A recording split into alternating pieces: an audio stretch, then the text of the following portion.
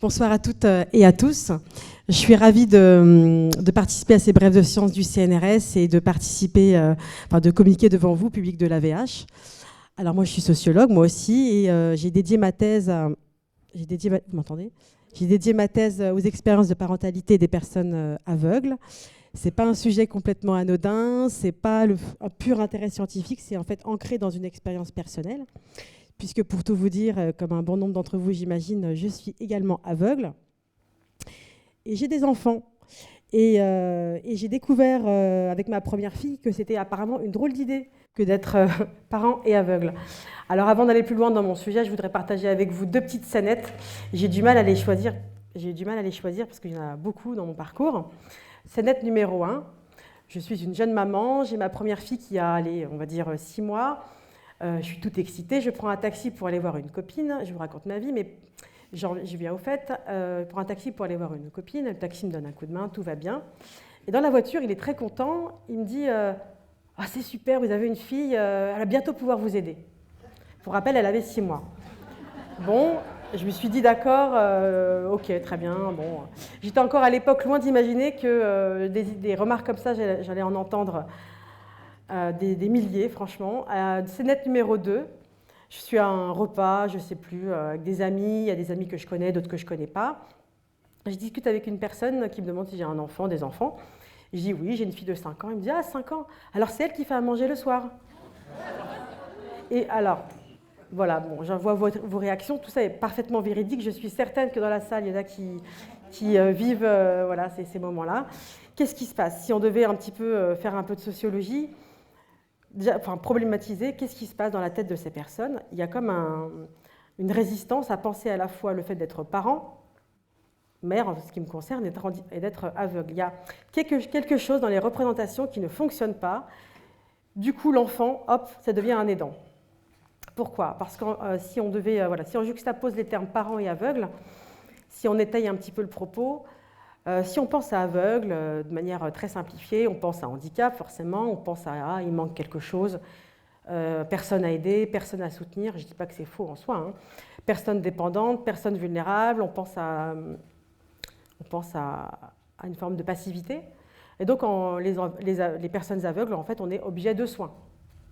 Alors que le statut de parent, c'est précisément l'inverse. Si on réfléchit bien, on imagine, en principe bien sûr, hein, des choses à assurer. Alors qu'est-ce qu'on pourrait dire? Se lever la nuit pour faire le biberon, suivre la scolarité, emmener le dimanche au judo, je ne sais quoi, enfin, tout ce qu'il faut payer. Donc on est assimilé actif, on est autonome, on est sujet de soins, on est sujet de soins et d'attention pour son enfant. Et donc là, il y a une tension. Et c'est ça que j'ai voulu investiguer dans mon travail de recherche. C'est pour ça qu'il y a eu toutes ces personnes qui buguaient quand ils me voyaient avec mon enfant. Alors moi, je ne me suis pas demandé si les personnes aveugles pouvaient avoir des enfants. Vous pensez bien que j'en étais convaincue. Mais ce que j'ai voulu documenter, c'est comment est-ce qu'en fait les personnes aveugles font pour assurer au quotidien les tâches domestiques, les tâches parentales. Et vous savez comme moi qu'il y en a beaucoup. Parce qu'on peut quand même admettre que c'est objectivement plus compliqué d'élever des enfants quand on a une déficience visuelle. En tout cas, ça, je le reconnais. Et plus largement, si on devait un petit peu élargir la question, on pourrait se poser la question de l'autonomie. Est-ce que l'autonomie, c'est forcément quelque chose qui s'oppose à la dépendance? Est-ce que c'est forcément ne pas se faire aider? Alors pour ma recherche, alors comme toute démarche scientifique, j'ai une méthodologie, hein, c'est comme ça que ça fonctionne. Donc rapidement, j'ai enquêté, on parle d'enquête en sociologie, donc j'ai interrogé beaucoup de parents, des mamans et des papas aveugles ou très malvoyants, avec des entretiens. J'ai aussi analysé des groupes sur Facebook, des groupes fermés qui s'appellent Parents aveugles, et sur Yahoo, groupe aussi.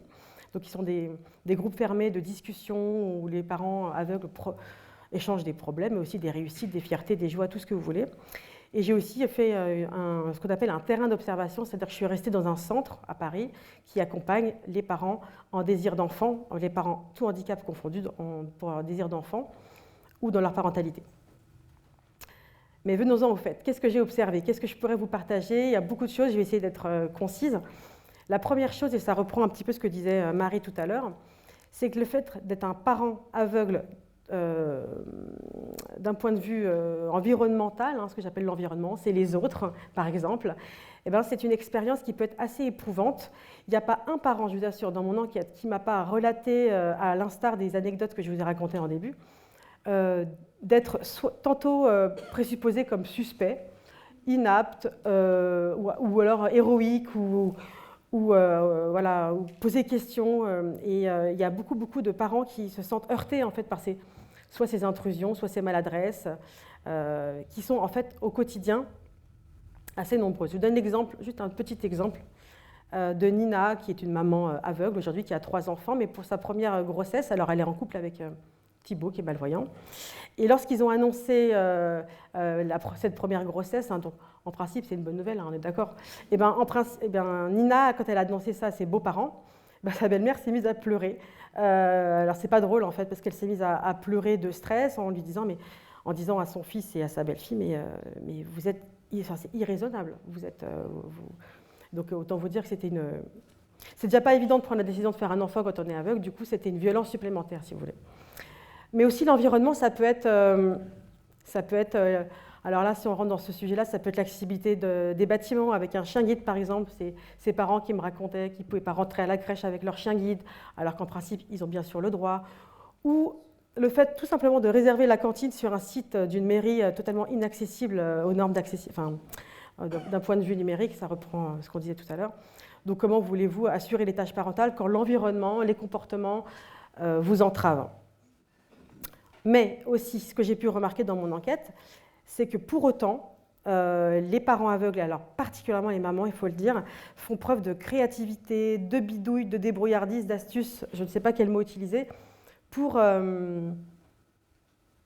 y arriver quand même, en fait, pour assurer les tâches parentales, parce qu'elles y tiennent. Alors elles vont donc donner davantage de temps.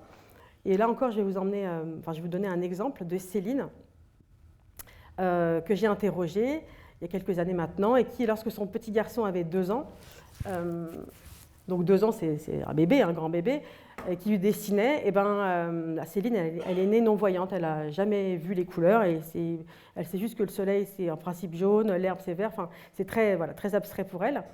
Et donc qu'est-ce qu'elle a fait? Elle a demandé à une copine voyante de venir avec elle et étiqueter tous les crayons de couleur, tous les feutres, vert sur le vert, bleu sur le bleu, de trier les gommettes, les cochons dans une enveloppe avec une étiquette braille cochon, de trier les petits lapins dans une autre enveloppe, étiquette braille lapin.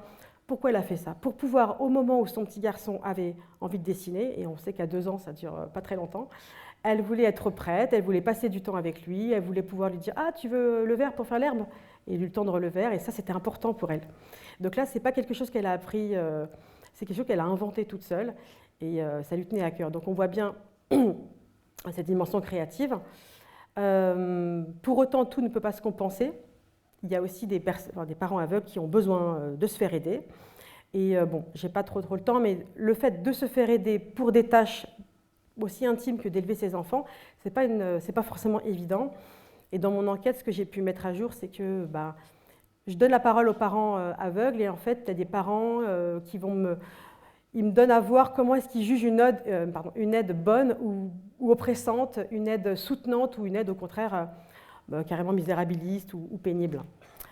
Donc ce que je voudrais, pour conclure rapidement, c'est que ce qui ressort de mon enquête, c'est que la plupart des parents qui se définissent comme autonomes, qui se sentent autonomes, en fait, assument leurs besoins d'aide, ils savent l'orchestrer, ils savent ils ont même une forme d'expertise de l'aide. Je sais quoi demander à qui. C'est pas ma belle-mère que je vais demander de me remettre le Wi-Fi, mais par contre, je peux lui demander autre chose. Et en fait, il y a quand même une forme de compétence à se faire aider.